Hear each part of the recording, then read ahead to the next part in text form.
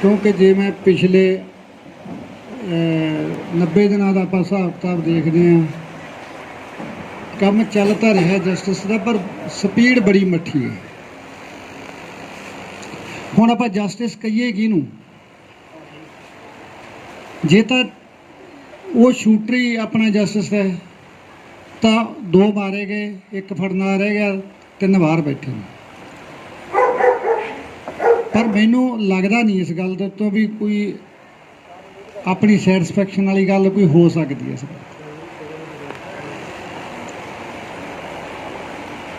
अपना परिवार वड्डा सी, शुरू दे विच मैं सोचदा सी ये गल भी जे मैं हरी झंडी देती, हालात काबू तो बाहर ना हो जान, जिवें कि मैं दिल्ली वाले संघर्ष का वेख्या सी, वो जदों शुरू होया, शुरू तो आपां कर लिया, पर मुड़ के खत्म होने वेले संगत का रोह इन्ना ज़्यादा हो गया सी भी वो कहते जी कुछ ना कुछ करके जावांगे, इसे करके उधर रिजल्ट मिले। फिर मैनू भी इस तरह का खर्चा सी, भोग के मौके के उत्ते भी पब्लिक के विच गुस्सा बहुत ज़्यादा है। कोई अपना छोटा जिहा इशारा किसी का नुकसान ना करा दे, इन्नी भीड़ नूं काबू करना भी औखा हो जाता है। तो मैं संयम वरत्या, जिन्ना कुछ मुंडे जथेबंदियां दे आगू भी मैनू मिले, पर मैं सारिਆਂ ਨੂੰ हथ बन के कही भी ये समा नहीं है, नुकसान बहुत वड्डा है, पर आप फिर भी संयम तो काम लवांगे। आप एकदम कोई ये हाथों के समझ जमाने वाली गल नहीं हैगी। आप सरकार की नीयत वेखांगे भी कुछ करके राजी है ਜਾਂ टाल मटोल की नीति करके अगले इलैक्शन वास्ते किसी होर चेहरे की फोटो लभदे है। ये चीज़ां करके मैं थोड़ा जिहा कह लो भी सियाणप वाले पासे नूं चलिया भी चलो जिहड़ा हो गया वो तो हो गया, पर आप भरोसा करिए, एक बार समा दईए सरकार नूं। और आप समा देता वीरों अज 90 दिन हो गए पूरे। पर मेरी तुहानूं एक सारिਆਂ ਦੇ चरणों 'ਚ बेनती है भी कमर कसे कस लो मड़े जी। आपां नूं जस्टिस वास्ते कोई ना कोई हमला मारना पैना है। मैनूं नहीं लगता भी ये सरकार जां सेंटर कोई अपने इस उजाड़े दे उत्तों कोई ज़्यादा डरी हुई है, या कुछ नहीं लगता। हर एक नूं ये लगता भी वहाँ कलाकार मर गया, कोई गैंगवार का हिस्सा कह रहा, कोई कुछ कह रहा है। अपनी गैंग वीरों काहदी है? आपां तां 5-7 किले वाले बट्टा घड़न वाले आम किसान है यार। एक जे जवाक गलती ने अपना कामयाब हो गया, आपां गैंगां तो की लेना? नाले गैंगां दे विच तां वो बंदा जाऊगा बाई जी जिन्हें पैसे कमाने हैं, ठगियां मारनियां, तो जिहड़े जवाक नूं 1 नंबर का ₹1 करोड़ का शो मिल रहा है 1.5 घंटे का काम करके, यार वो काहदे लई दूसरा गलत रास्ता चुनूगा? जिन्हों परमात्मा सीधे हाथ नाल ही मूँह मंगे पैसे दे रहा है, वो गलत रास्ता बच्चा क्यों चुनूगा? मेरी एक तो सब तो बड़ी लड़ाई ये है, कोई बंदा साबित कर दे इस गल नूं भी मेरे जवाक दे किसी गैंगस्टर दे नाल संबंध सी, मेरे जवाक ने कदे किसी दे लपड़ तक भी मरवाया होवे, मैं जिम्मेवारी लूँगा। मैं उहदा वारस हाँ, मैं उहदा हर एक खमियाजा, उहदी हर एक सज़ा भुगतण नूं तैयार हाँ। पर आपां नूं थोड़ा जिहा तकड़े होना पैना है। मैं तुहाडे सारिਆਂ ਦੇ चरणों 'ਚ ਇੱਕੋ ਹੀ बेनती करदा, तुसीं ਜਿਹੜੇ भी पिंडां ਤੋਂ आए हो, तुहाडे क्लब ने, तुसीं सिद्धू नूं आपदे भरा नूं प्यार करदे हो, तुसीं इकट्ठे होकर आपदी राय करो, तुसीं कैंडल मार्च कढो, आपो अपने पिंड जिथे भी तुसीं बैठे हो, दूर नेड़े जो भी है। अगले हफ्ते मैं अज दे प्रोग्राम से मतलब यही गल मैं दसनी भी चाहुंदा इस गल दी भी असीं चुप करके नहीं बैठांगे, सानूं सड़कां ते आउणा पैना है, पर असीं फिर भी कोई काहल नहीं वरतांगे। इहदी जिम्मेवारी गौरमेंट नूं लैणी पऊगी आपको, क्योंकि गोली चलाउण वाले बंदे सारे लगभग पुलिस की कस्टडी आ चुके ने, जां एक दा बाकी है। उहदे तो मैनूं कोई ये नहीं हैगा भी उहनूं छड्डता जां फड़ लिया कोई एडी गल। मैं उन्हां बंदियां ते कार्रवाई चाहुंदा जिन्हां ने मेरे बच्चे दे 4 साल ਉਹਦੀ ਰਾਤਾਂ ਦੀ ਨੀਂਦ ਖਰਾਬ ਕਰਕੇ ਰੱਖੀ, ਉਹਨੂੰ ਕੰਮ ਨਹੀਂ ਕਰਨ ਦਿੱਤਾ। ਜਿਵੇਂ ਤੁਸੀਂ ਆਪਣੇ 1-2 ਪੱਤਰਕਾਰਾਂ ਨੇ ਵੀਰਾਂ ਨੇ ਆਪਣੇ ਅੱਜ ਇੱਕ ਰਿਤੇਸ਼ ਲੱਕੀ ਜੀ ਦੀ ਰਿਪੋਰਟ ਵੀ ਮੈਂ ਸੁਣੀ ਆ ਸਵੇਰੇ, ਪਰ ਉਸ ਤੋਂ ਪਹਿਲਾਂ ਰਾਜਪਾਲ ਬਾਈ ਦੀ ਵੀ ਇੱਕ ਰਿਪੋਰਟ ਸੁਣੀ ਸੀ। ਉਹਦੇ 'ਚ ਤੁਸੀਂ ਸਾਰਿਆਂ ਨੇ ਬਖੂਬੀ ਸਾਰੀਆਂ ਗੱਲਾਂ ਨੂੰ ਬਰੀਕੀ ਨਾਲ ਉਹਨਾਂ ਨੂੰ ਸਮਝਾਉਣ ਦੀ ਕੋਸ਼ਿਸ਼ ਕੀਤੀ ਹੈ। ਮੈਂ ਮੋਟਾ ਉਹਨਾਂ ਨੂੰ ਇਹ ਸਾਰੀ ਗੱਲ ਜਾਣਕਾਰੀ ਦਿੱਤੀ ਵੀ ਹੈ। ਜਿਸ ਦਿਨ ਸਿੱਧੂ ਤੇ ਹਮਲਾ ਹੁੰਦਾ ਹੈ, ਇਹਨਾਂ ਲੋਕਾਂ ਨੇ ਫਲਾਈਟਾਂ ਫੜ ਲੀਆਂ, ਸਾਰੇ ਜਾ ਕੇ ਕੋਈ ਕਿਤੇ ਮਨਾਲੀ ਘੁੰਮਦਾ ਫਿਰਦਾ, ਕੋਈ ਵਿਦੇਸ਼ਾਂ 'ਚ ਘੁੰਮਦਾ ਫਿਰਦਾ, ਸਨੈਪਚੈਟਾਂ ਕਿ ਦੁਨੀਆ ਹੋਰ ਪਾਉਂਦੇ ਆ। ਮੈਨੂੰ ਇਸ ਗੱਲ ਦਾ ਸਾਰਾ ਇਲਮ ਹੈ ਸਾਰੇ ਬਾਹਰ ਆ, ਦਿਖਾਉਂਦੇ ਆਪਦੇ ਆਪ ਨੂੰ ਇੰਡੀਆ 'ਚ ਨਹੀਂ। ਇਹਨਾਂ ਲੋਕਾਂ ਦੇ ਉੱਤੇ ਕਾਰਵਾਈ ਹੋਣੀ ਚਾਹੀਦੀ ਹੈ। ਇਹ ਹੁਣ ਤੱਕ ਘੇਰੇ 'ਚ ਲੈ ਲੈਣੇ ਚਾਹੀਦੇ ਸੀਗੇ। ਮੈਂ ਜਿਹਨਾਂ ਤੋਂ 1-2 ਵਾਰੀ ਪੁੱਛ ਗਿੱਛ ਕੀਤੀ, ਬੁਲਾਇਆ ਤੇ ਫਿਰ ਢਿੱਲ ਜੀ ਦੇ ਰੱਖੀ ਹੈ ਗੌਰਮੈਂਟ ਨੇ। ਪਰ ਮੈਂ ਚਾਹੁੰਦਾ ਇਹ ਸਾਰੇ ਬੰਦੇ ਸਲਾਖਾਂ ਦੇ ਪਿੱਛੇ ਹੋਣੇ ਚਾਹੀਦੇ ਆ। ਪੂਰੀ ਸਖਤੀ ਨਾਲ ਜਿਹੜਾ ਇਹਨਾਂ ਦਾ ਟ੍ਰਾਇਲ ਹੋਣਾ ਚਾਹੀਦਾ। ਜੇ ਸਰਕਾਰ ਕਰੇ, ਮੈਂ ਹਾਲੇ ਵੀ ਉਮੀਦ ਰੱਖਦਾ, ਮੇਰੀ ਉਮੀਦ ਮੈਂ ਅਗਲੇ ਹਫ਼ਤੇ ਤੱਕ ਫਿਰ ਇਹ ਆਪਾਂ ਗੱਲ ਮੈਂ ਦੇਖਦਾ, ਉਦੋਂ ਚਿਰ ਆਪਾਂ ਕੈਂਡਲ ਮਾਰਚ ਕਰਾਂਗੇ ਜਿੱਥੇ ਕਿਤੇ ਵੀ ਤੁਸੀਂ ਕਰ ਸਕਦੇ ਹੋ। ਸਾਰੇ ਕਲਾਕਾਰ ਭਾਈਚਾਰੇ ਨੂੰ ਬੇਨਤੀ ਕਰਦਾ, ਮਾਨਯੋਗ ਮੁੱਖ ਮੰਤਰੀ ਸਾਹਿਬ ਵੀ ਸਾਡੇ ਕਿੱਤੇ ਨਾਲ ਜੁੜੇ ਹੋਏ ਨੇ, ਉਹਨਾਂ ਤੋਂ ਵੱਧ ਸਾਡੀ ਤਕਲੀਫ ਨੂੰ ਕੋਈ ਨਹੀਂ ਸਮਝ ਸਕਦਾ। ਜੇ ਹਾਲੇ ਵੀ ਇਸ ਗੱਲ ਨੂੰ ਮਿੱਟੀ ਘੱਟੇ 'ਚ ਪਾਉਣ ਦੀਆਂ ਗੱਲਾਂ ਹੋ ਰਹੀਆਂ ਨੇ,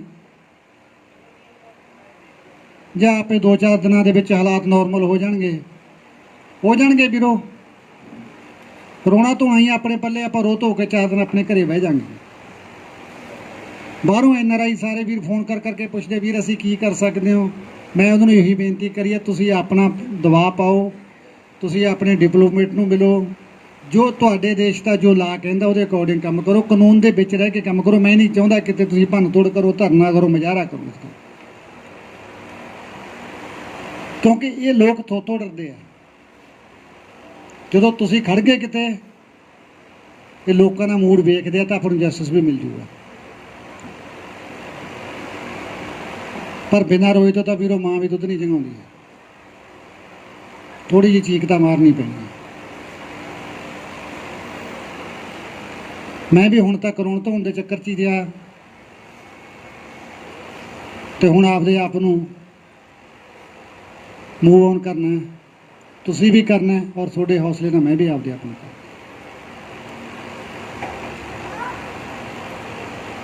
ਇੱਥੇ ਆਏ ਹੋ ਇੰਨੀ ਵਾਟ, ਇਸ ਗੱਲ ਦਾ ਪਰਨ ਕਰਕੇ ਜਾਇਓ। ਸਿੱਧੂ ਦੀ ਹਵੇਲੀ ਨੂੰ, ਸਿੱਧੂ ਦੇ ਘੋੜਿਆਂ ਨੂੰ ਇੱਕ ਵਾਰ ਕੰਨ ਧਰ ਕੇ ਮਿਲ ਕੇ ਜਾਇਓ। ਕਿੱਥੇ ਖੜੇ ਹਾਂ ਅਸੀਂ, ਔਰ ਸਾਡਾ ਕਸੂਰ ਕੀ ਸੀ।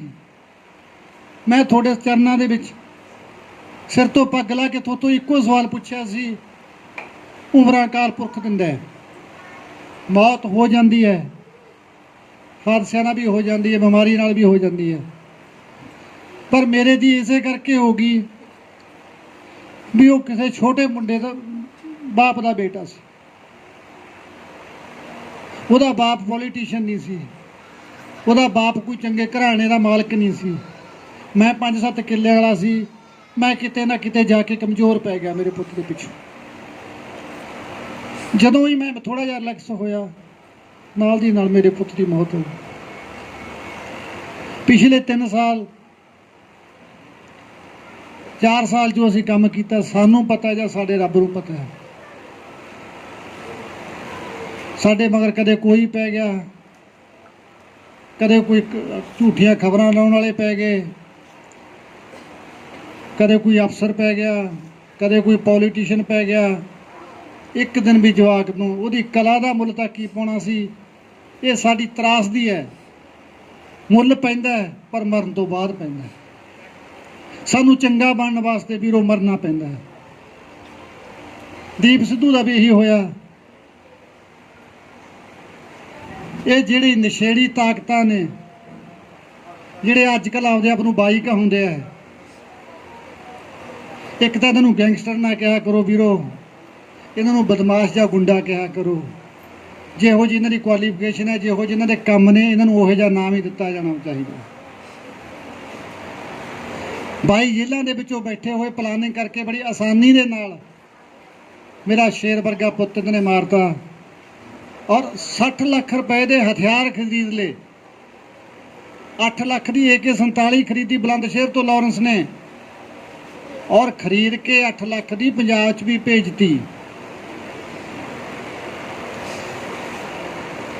ਜਿਹੜੇ ਪਿਸਟਲ ਫੜੇ ਨੇ ਵੀਰੋ ਇੰਪੋਰਟਡ ਅਸਲਾ ਸਾਰਾ, ਕੋਈ ਯੂਪੀ ਬਿਹਾਰ ਵਾਲੇ ਕਾਨਪੁਰ ਵਾਲੇ ਨਹੀਂ ਹੈਗੇ।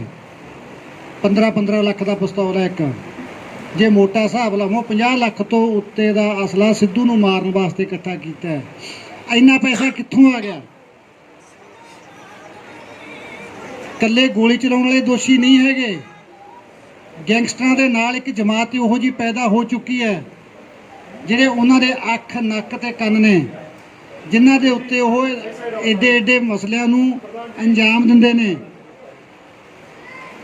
ਜਿਹੜੇ ਉਹਨਾਂ ਦੀਆਂ ਫਰੋਤੀਆਂ ਇਕੱਠੀਆਂ ਕਰਦੇ ਨੇ। ਉਹ ਲੋਕਾਂ ਦੀ ਇੱਕ ਤਕੜੀ ਹੈ ਔਰ ਉਹ ਚਿੱਟੇ ਕੱਪੜਿਆਂ ਵਾਲੇ ਸਫੈਦ ਪੋਸ਼ ਨੇ। ਉਹ ਸ਼ਰੇਆਮ ਹੋਮਲੈਂਡ ਵਰਗੀਆਂ ਬਿਲਡਿੰਗਾਂ ਦੇ ਵਿੱਚ ਰਹਿੰਦੇ ਆ। ਸਿੱਧੂ ਨੇ ਆਪਣੇ ਗਾਣੇ ਦੇ ਵਿੱਚ ਪਹਿਲਾਂ ਵੀ ਲਿਖਿਆ ਸੀ ਇੱਕ ਵਾਰੀ, ਦੱਲੇ ਹੋਮਲੈਂਡ ਬੜੇ। ਉਹਨੂੰ ਪਤਾ ਸੀ ਸਮਝੌਤੇ ਕਰਨ ਵਾਲੇ, ਅੱਗੇ ਗੰਢ ਧੁੱਪਾਂ ਕਰਾਉਣ ਵਾਲੇ ਹੋਮਲੈਂਡ 'ਚ ਬਹੁਤ ਬੈਠੇ ਆ। ਉਹ ਸਾਰੀ ਚੰਡੀਗੜ੍ਹ ਨੂੰ ਛੱਡ ਕੇ ਪਿੰਡ ਆ ਕੇ ਇਸੇ ਕਰਕੇ ਰਹਿਣ ਲੱਗ ਗਿਆ ਸੀ ਵੀ ਉਹ ਡੈਡੀ ਆਪਣੇ ਵਰਗੇ ਲੋਕਾਂ ਦੀ ਸੇਫ ਜਗ੍ਹਾ ਨਹੀਂ ਹੈ ਰਹਿਣ ਵਾਲੀ। ਉਹ ਚਿੱਟੇ ਕੱਪੜਿਆਂ ਵਾਲੇ ਵੇਖਣ ਨੂੰ ਉੱਪਰੋਂ ਵੱਡੀਆਂ ਗੱਡੀਆਂ ਤੇ ਬੜੇ ਕਾਕਾਸ਼ਾਹੀ ਉਹਨਾਂ ਦੇ ਸਟਾਈਲ ਨੇ, ਉਹ ਲੱਗਦੇ ਨੇ, ਪਰ ਉਹਨਾਂ ਦੇ ਕੰਮ ਕਾਲੇ ਨੇ। ਪ੍ਰਾਪਰਟੀਆਂ ਦੱਬਣੀਆਂ, ਗੈਂਗਸਟਰਾਂ ਤੋਂ ਫੋਨ ਕਰਵਾਉਣੇ। ਜਿਹੜਾ ਕੋਈ ਇੱਦਾਂ ਕੋਈ ਛੋਟੇ ਪਰਿਵਾਰ 'ਚੋਂ 2 ਕਮਰੇ ਵਾਲੇ ਮਕਾਨ 'ਚੋਂ ਉੱਠ ਕੇ ਗਲਤੀ ਨਾਲ ਕਾਮਯਾਬ ਹੋ ਗਿਆ, ਇਹੋ ਜਿਹੇ ਲੋਕਾਂ ਦੇ ਉੱਤੇ ਕਿਵੇਂ ਸ਼ਿਕੰਜਾ ਕੱਸਣਾ, ਉਹ ਸਕੀਮਾਂ ਕਰਦੇ ਰਹੇ ਆ। ਹੁਣ ਮੇਰੀ ਲੜਾਈ ਉਹਨਾਂ ਲੋਕਾਂ ਦੇ ਖਿਲਾਫ ਹੀ ਹੈ ਜਿਨ੍ਹਾਂ ਨੇ 4 ਸਾਲ ਦੇ ਦੌਰਾਨ ਸਾਡੇ ਕਾਰੋਬਾਰ ਨੂੰ ਕੈਪਚਰ ਕਰਨ ਦੀ ਕੋਸ਼ਿਸ਼ ਕੀਤੀ, ਸਾਡੇ ਚੈਨਲ ਬੰਦ ਕਰਵਾਉਣ ਦੀ ਕੋਸ਼ਿਸ਼ ਕੀਤੀ। ਇਹ ਗੱਲਾਂ ਮੈਂ ਵਿਸਤਾਰ ਨਾਲ ਤੁਹਾਨੂੰ ਬਹਿ ਕੇ ਦੱਸੂਗਾ ਇੰਟਰਵਿਊ ਦੇ ਵਿੱਚ, ਕਿਉਂਕਿ ਇਹ ਘੱਟੋ ਘੱਟ 2 ਘੰਟਿਆਂ ਦਾ ਕੰਮ ਹੈਗਾ। ਇਸ ਕਰਕੇ ਤੁਸੀਂ ਗਰਮੀ ਦੇ ਮੌਸਮ ਦੇ ਵਿੱਚ ਆਏ ਹੋ, ਬਹਿਣਾ ਔਖਾ ਹੈ, ਖੜਨਾ ਵੀ ਔਖਾ ਹੈ, ਗੋਡੇ ਗੱਪੇ ਦੁਖਦੇ ਰਹਿੰਦੇ ਆ ਵਿਚਾਰੇ ਉਮਰ ਦੇ ਹਿਸਾਬ ਨਾਲ। ਫਿਰ ਵੀ ਤੁਹਾਡਾ ਸਾਰਿਆਂ ਦਾ ਪਰਿਵਾਰ ਦੀ ਤਰਫੋਂ ਧੰਨਵਾਦ ਕਰਦਾ ਤੇ ਤੁਹਾਨੂੰ ਅਪੀਲ ਵੀ ਕਰਦਾ ਕਿ ਹੁਣ ਲੜਾਈ ਆਪਾਂ ਨੂੰ ਲੜਨੀ ਪੈਣੀ ਹੈ। ਮੈਂ ਤੁਹਾਨੂੰ ਜਿੰਨੀ ਜੋਗਾ ਹਾਂ, ਕੋਈ ਅਗਲਾ ਜਿਹੜਾ ਕੋਈ ਪ੍ਰੋਗਰਾਮ ਹੈ ਉਹ ਦੇਵਾਂਗਾ। ਤੇ ਮੈਂ ਸਰਕਾਰ ਨੂੰ ਵੀ ਇਹ ਗੱਲ ਕਹਿਣਾ, ਜੇ ਇਹ ਤੋਂ ਬਾਅਦ ਗੱਲ ਬੱਸੋਂ ਬਾਹਰ ਹੁੰਦੀ ਹੈ ਕਿ ਸਾਡੇ ਹੱਥ ਖੜੇ ਨੇ, ਅਸੀਂ ਪੂਰਾ ਪ੍ਰੋਪਰ ਟਾਈਮ ਦਿੱਤਾ ਸਰਕਾਰ ਨੂੰ। ਦੂਜੀ ਲੜਾਈ ਜਿਹੜੀ ਹੈਗੀ ਹੈ ਗੈਂਗਸਟਰਾਂ ਦੀ ਹੈ, ਜਦ ਤੱਕ ਇਹਨਾਂ ਦਾ VIP ਸਹੂਲਤਾਂ ਦੇਣੀਆਂ ਬੰਦ ਨਹੀਂ ਕਰਦੇ, ਦਿੱਲੀ ਦੀ ਸਰਕਾਰ ਪੰਜਾਬ ਸਰਕਾਰ ਨੂੰ ਬੰਦਾ ਦਿੰਦੀ ਹੈ ਔਰ ਐਫੀਡੇਵਿਟ ਲੈਂਦੀ ਹੈ, ਸੁਰੱਖਿਆ ਦੀ ਜਾਮਨੀ ਮੰਗਦੀ ਹੈ। ਸਾਡੀ ਸਟੇਟ ਦਾ AG ਸਾਹਿਬ ਉਹਨਾਂ ਨੂੰ ਹਲਫੀਆ ਬਿਆਨ ਦਿੰਦੇ ਨੇ ਵੀ ਅਸੀਂ ਇਹਨੂੰ ਬਿਲਕੁਲ ਮਹਿਮਾਨਾਂ ਵਾਂਗੂ ਰੱਖਾਂਗੇ, ਇਹਦੀ ਸਿਹਤ ਨੂੰ, ਇਹਦੀ ਕਿਸੇ ਗੱਲ ਦਾ ਕੋਈ ਖਤਰਾ ਨਹੀਂ ਹੋਊਗਾ। ਕੀ ਗੱਲ ਭਾਈ, ਫਿਰ ਮੇਰੇ ਜਵਾਕ ਦਾ ਖਤਰਾ ਕਿੱਥੇ ਵਗ ਗਿਆ? ਮੇਰੇ ਨੂੰ ਤਾਂ ਤੁਸੀਂ ਬਾਜ਼ਾਰ ਦੀ ਗਲੀ 'ਚ ਵੀ ਨਹੀਂ ਵੜਨ ਦਿੱਤਾ, ਗੋਲੀਆਂ ਨਾਲ ਭੁੰਨਤਾ। ਔਰ ਤੁਸੀਂ ਜੇਲ੍ਹਾਂ 'ਚ ਪੇਸ਼ੀਆਂ ਭੁਗਤਣ ਜਾਂਦੇ ਹੋ, ਤੁਹਾਡੇ ਤਾਂ 70 ਪਰਚੇ ਨੇ। ਤੁਸੀਂ ਬੁਲਟ ਪ੍ਰੂਫ ਗੱਡੀਆਂ 200 ਬੰਦਾ ਲੈ ਕੇ ਚੱਲਦੇ ਹੋ, ਤਾਂ ਮੇਰੇ ਜਵਾਕ ਦੇ ਹਿਊਮਨ ਰਾਈਟਸ ਕਿੱਥੇ ਸੀ? ਉਹਨੇ ਇਹੋ ਜਿਹਾ ਕਿਹੜਾ ਗੁਨਾਹ ਕਰਤਾ ਸੀ ਵੀ 8 ਲਗਾੜੇ ਉਹਦੇ ਘੱਟੋ ਘੱਟ 125 ਗੋਲੀ ਫਾਇਰ ਕਰਕੇ ਵਾਗੇ। ਮੇਰਾ ਬੱਚਾ ਮੈਨੂੰ 5 ਮਿੰਟ ਦਾ ਕਹਿ ਕੇ ਮੁੜ ਕੇ ਮੈਂ ਅੱਜ ਤੱਕ ਉਹਦੀ ਰਾਹ ਦੇਖੀ ਜਾਂਦਾ, ਪਰ ਮੇਰੇ ਘਰ ਦਾ ਬੇੜਾ ਮੁੱਦਾ ਬਚ ਗਿਆ। ਇਹੀ ਗੱਲ ਮੈਂ ਤੁਹਾਨੂੰ ਉਹਦੇ ਸੰਸਕਾਰ ਵਾਲੇ ਦਿਨ ਪੁੱਛੀ ਸੀ। ਮਾਰ ਦਿਓ, ਬੇਸ਼ੱਕ ਮੈਨੂੰ ਵੀ ਮਾਰ ਦਿਓ, ਪਰ ਕਸੂਰ ਤਾਂ ਦੱਸ ਦਿਓ ਵੀ ਗਲਤੀ ਕੀ ਕਰੀ ਜਾਂਦੇ ਆ। ਸਾਡੀ ਗਲਤੀ ਇਹੀ ਹੈ, ਇੱਕ ਗਰੀਬ ਘਰ 'ਚੋਂ ਉੱਠ ਕੇ ਤੁਹਾਡੀ ਪੱਗ ਨੂੰ 155 ਮੁਲਕਾਂ ਤੱਕ ਪਹੁੰਚਦੀ ਕੀਤਾ, ਤੁਹਾਡੀ ਜ਼ੁਬਾਨ ਨੂੰ ਉਹਨਾਂ ਕਾਲੇ ਗੋਰਿਆਂ ਨੇ ਬੋਲਿਆ ਜਿਹੜੇ ਪੰਜਾਬੀ ਲੈਂਗੁਏਜ ਉਹਨਾਂ ਦੇ ਮਾਂ-ਬਾਪ ਨਹੀਂ ਜਾਣਦੇ, ਉੱਥੋਂ ਦੇ ਬੋਰਨ ਹੈ, ਪਰ ਉਹ ਸਿੱਧੂ ਮੂਸੇਵਾਲੇ ਨੂੰ ਜਾਣਦੇ ਸੀ। ਵੀਰੋ, ਸਾਡੀ ਪੰਜਾਬੀ ਬਾਲੀਵੁੱਡ ਜਿਹਨੂੰ ਆਪਾਂ ਕਹਿ ਦਿੰਦੇ ਹਾਂ ਮਿਊਜ਼ਿਕ ਇੰਡਸਟਰੀ ਹੈ, ਲਗਭਗ ਸਾਡਾ 70,000 ਕਰੋੜ ਦਾ ਬਜਟ ਹੁੰਦਾ ਸਾਲ ਦਾ। ਔਰ ਸਿੱਧੂ ਪੰਜਾਬੀ ਇੰਡਸਟਰੀ ਦੇ ਬਰਾਬਰ ਇੱਕ ਪੰਜਾਬੀ ਇੰਡਸਟਰੀ ਖੜੀ ਕਰ ਗਿਆ ਸੀ, ਜਿਹਦੇ ਕੋਲੇ ਆਪਣੇ ਕਲਾਕਾਰਾਂ ਦੀ ਇੱਕ ਵਧੀਆ ਫੌਜ ਸੀ ਟ੍ਰੇਨਡ, ਜਿਨ੍ਹਾਂ ਨੇ ਕੋਲੈਬੋਰੇਸ਼ਨਾਂ ਕਾਲੇ ਗੋਰਿਆਂ ਨਾਲ, ਹਾਲੀਵੁੱਡ ਨਾਲ ਸਿੱਧਾ। ਤੁਸੀਂ ਯਕੀਨ ਮੰਨਿਓ, ਇੱਕ ਟਿੱਬਿਆਂ ਦਾ ਪੁੱਤ, ਇੱਕ ਸਧਾਰਨ ਜਵਾਕ ਇੰਨੀ ਵੱਡੀ ਸੋਚ ਰੱਖਦਾ ਸੀ ਕਿ ਪੰਜਾਬੀ ਇੰਡਸਟਰੀ ਦਾ ਸਿੱਧਾ ਪੁਲ ਹਾਲੀਵੁੱਡ ਦੇ ਜਾ ਕੇ ਪਿੱਲਰ ਬਣ ਗਏ ਸੀ। ਤਾਣਾ ਬਾਣਾ ਬੁਣਨਾ ਹੀ ਬਾਕੀ ਸੀਗਾ। 2026 ਤੱਕ ਬਲਜੀਤ ਪਰਮਾਰ ਦੀ ਰਿਪੋਰਟ ਹੈ, YouTube ਤੇ ਦੇਖ ਲਿਓ, ਉਹਨੇ ਦੱਸਿਆ ਇਹਦੇ ਬਾਰੇ ਵਿਸਥਾਰ ਨਾਲ।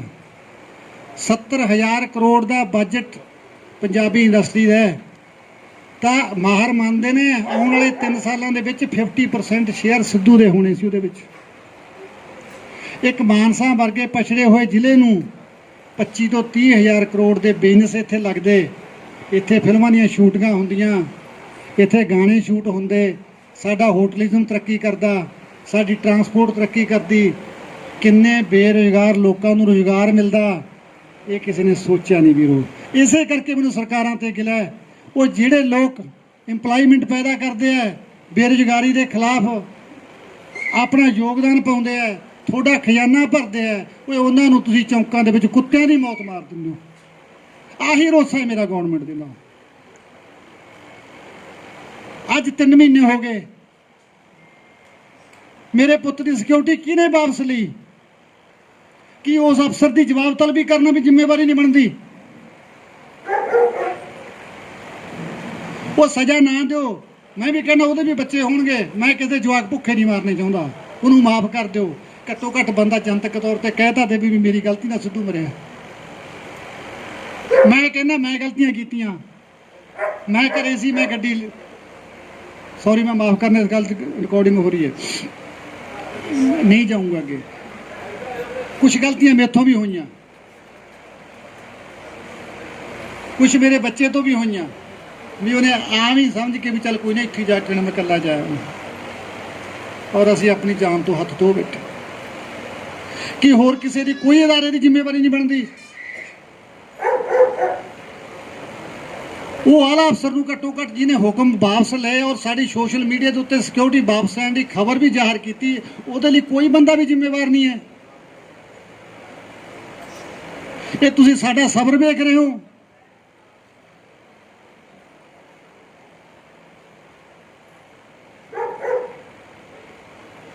ਮੈਂ ਗੌਰਮੈਂਟ ਦੇ ਧਿਆਨ 'ਚ ਲਿਆਉਣੀ ਚਾਹੁੰਦਾ ਇਹ ਗੱਲ, ਚਾਹੇ ਸੈਂਟਰ ਹੋਵੇ ਚਾਹੇ ਪੰਜਾਬ ਹੋਵੇ। ਤੁਹਾਨੂੰ ਇਹਨਾਂ ਗੱਲਾਂ ਦੇ ਜਵਾਬ ਦੇਣੇ ਪੈਣਗੇ, ਨਹੀਂ ਮੈਂ ਲੋਕਾਂ ਦੇ ਵਿੱਚ ਜਾਊਂਗਾ, ਮੈਂ ਆਪਣੇ ਮੁੱਦੇ ਉਠਾਊਂਗਾ ਇਸ ਗੱਲ ਦੇ ਉੱਤੇ। ਅੱਗੇ ਤੁਹਾਡਾ ਧਰਮ, ਤੁਹਾਡਾ ਰੱਬ, ਤੁਸੀਂ ਮੇਰੇ ਨਾਲ ਖੜ ਜਾਓ ਜਾਂ ਮੈਨੂੰ ਪਿੱਠ ਦਿਖਾ ਦਿਓ। ਇੰਨਾ ਕੁਛ ਕਹਿੰਦਾ ਹੋਇਆ ਕੋਈ ਗੱਲ ਵੱਧ ਘੱਟ ਕੇ ਗਿਆ ਹਾਂ ਵੀਰੋ, ਮਾਫੀ ਚਾਹੁੰਦਾ। ਮੇਰੀ ਉਮੀਦ ਕੇਵਲ ਤੇ ਕੇਵਲ ਲੋਕ ਨੇ। ਜੇ ਮੇਰੇ ਨਾਲ ਕੋਈ ਖੜਿਆ ਆ ਕੇ ਤਾਂ ਲੋਕ ਨੇ, ਜੇ ਕਿਸੇ ਨੇ ਦੁੱਖ ਵੰਡਾਇਆ ਤਾਂ ਲੋਕ ਨੇ। ਅੱਜ 3 ਮਹੀਨੇ ਹੋ ਗਏ, ਮੇਰੀ ਵੀ ਕੋਸ਼ਿਸ਼ ਹੈ, ਪ੍ਰत्येक ਆਦਮੀ ਜੋ ਵੀ ਮੇਰੇ ਦਰ ਤੇ ਪਹੁੰਚਿਆ, ਕੋਸ਼ਿਸ਼ ਕੀਤੀ ਆਪਦੀ ਤਰਫੋਂ ਉਹਨੂੰ ਟਾਈਮ ਦੇਣ ਦੀ। ਫਿਰ ਵੀ ਕਿਸੇ ਨਾਲ ਕੋਈ ਬੰਦਾ ਬਾਹਰੋਂ, ਕਈ ਵਾਰੀ ਸਿਕਿਉਰਿਟੀ ਦੇ ਮੱਦੇ ਨਜ਼ਰ ਵੀ ਕਈ ਗੱਲਾਂ ਨੂੰ ਮੁਲਾਜ਼ਮ ਵੀ ਮੋੜ ਦਿੰਦੇ ਆ।